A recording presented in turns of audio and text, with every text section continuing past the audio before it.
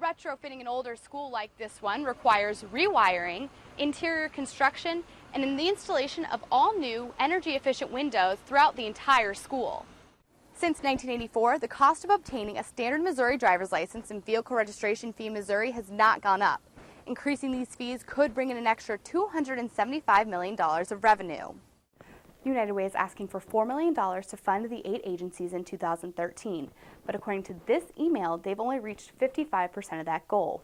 And until they have the full 100%, the amount of money going to each agency is undecided. The tragedy unfolds in Connecticut. Mid-Missouri parents are asking what local school districts are doing to protect their children here at home. KOMU 8's Carlie McGuire is live at Mill Creek Elementary in Columbia. Carlie, what security measures are being put in place here at home? I spoke with Columbia School Superintendent Chris Belcher this afternoon. He said the school board had already begun upgrading the school security detail. Belcher encourages parents to call, voice their concerns, ask questions of the school system if they have any, and the district-wide email was sent out today to parents to help them discuss this tragedy and help answer any questions their kids might have. Live in Columbia, Carlie McGuire, KOMU 8 News. The sequestration, or fiscal cliff, could take away $16.7 million in federal research grants for the Columbia campus. The Student Aid Department could lose funding for federal work study and supplemental education opportunity grants. More than 3,000 of these grants would be cut. Congress is still working on a new plan that would avoid higher education and defense cuts. One MU graduate student says he thinks it's too early to predict what these cuts could mean.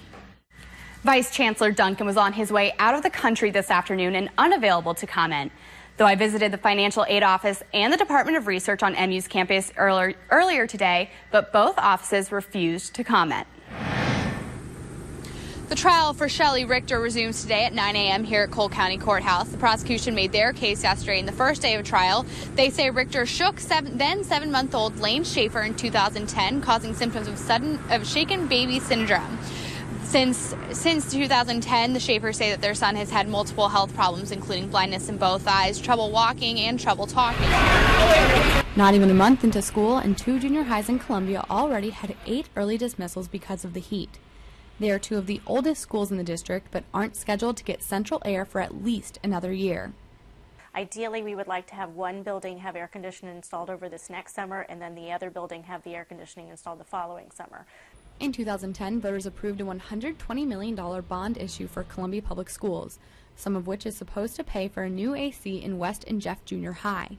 But a bigger project is slowing the cool down. The district is using $75 million to pay for the construction of Battle High School. As it starts to pay back the interest on the bond, more of the money will become available for other projects, like the installment of air conditioning.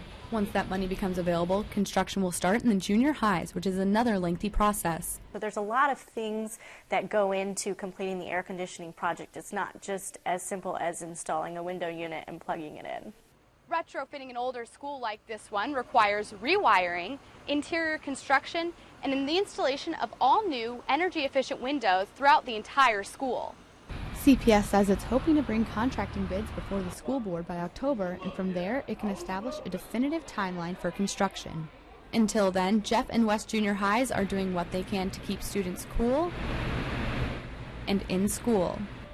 Carlie McGuire, KOMU 8 News, Columbia. Thanks, Lauren. Rutgers University announced Wednesday that head basketball coach Mike Rice has been fired. The decision comes after a video surfaced of Rice throwing basketballs at players during practice. In the tape, aired on ESPN, Rice can be seen confronting players and throwing balls at them.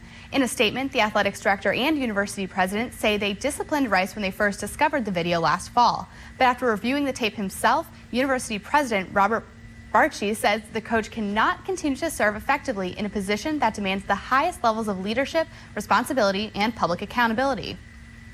Wednesday brought more problems for the crippled Carnival cruise ship Triumph when it broke away from its moorings at a mobile shipyard in Alabama due to strong winds.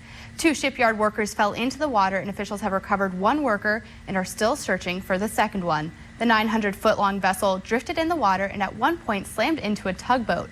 A 20-foot gash about 2 to 3 feet wide was visible halfway up the hull from the water. West Virginia's Mingo County was shocked and grieved by the brazen daylight murder of its sheriff Wednesday afternoon. A gunman fatally shot Sheriff Eugene Crum, who first took office January 1st, just a block away from the county courthouse while he was on his lunch break.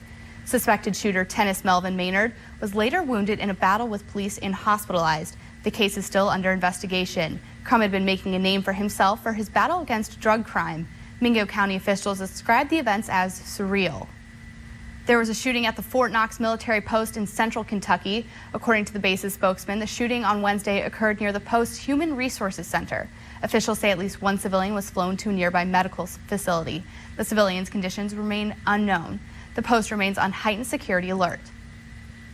And finally, it's official. Jay Leno is stepping down and Jimmy Fallon is taking over The Tonight Show. It was the worst kept secret in Hollywood, but NBC announced Wednesday that Leno will retire from the show next spring. Leno has hosted the show since 1992 when he took over for Johnny Carson. The show will also have a new location when it moves from Burbank, California, back to New York City.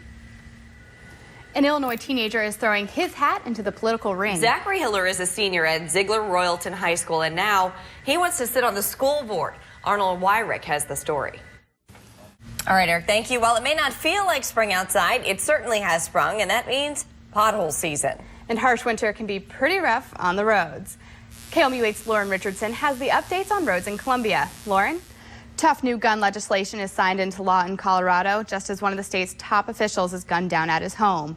An emotional moment in Colorado as the governor signed into law some of the nation's toughest restrictions on guns. The controversial gun legislation comes just 8 months after the mass shooting at the Aurora movie theater.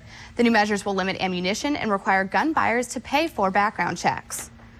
Also in Colorado, a top member of the governor's cabinet was shot. Tom Clements, a Department of Corrections officer, was gunned down at his doorstep.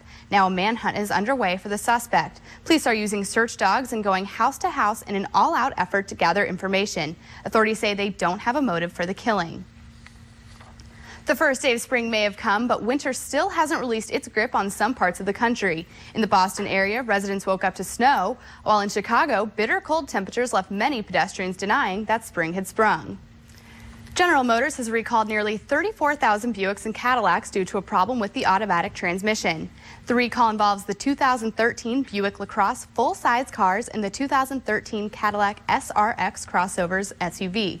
GM says a software problem can cause transmissions in the vehicles to unexpectedly shift into sport mode, which can override any slowing effect and increase the risk of crash. GM will reprogram the transmission free of charge. It's a procedure that's sure to raise an eyebrow or two, literally. NBC's Barbara Moore Silva has the story. Good morning, Mid-Missouri. I'm Carlie McGuire. Here's a look at your morning headlines. Columbia Transit is preparing to shut down a handful of popular bus routes ahead of MU's upcoming winter break. Starting Friday, the Tiger Line shuttles and both black and gold routes will postpone service. The 107 Fast Cat Express will run on an abbreviated schedule. The routes will resume their normal schedule on January 22nd. And a Columbia Elementary School principal is retiring after her sister-in-law scored a huge win in a recent Powerball drawing. Chris Matthews is principal of Grant Elementary School, and her husband is brother of Cindy Hill, who along with husband Mark Hill won half of the record $588 million Powerball jackpot on November 28th. And coming up today on KOMU 8 News at noon, we'll be live at the Missouri Public Services Commission meeting why you might see an increase in your gas bill. And in today's video virus, you know Santa rides a sleigh, but you might be surprised to see his new ride. That's all coming up.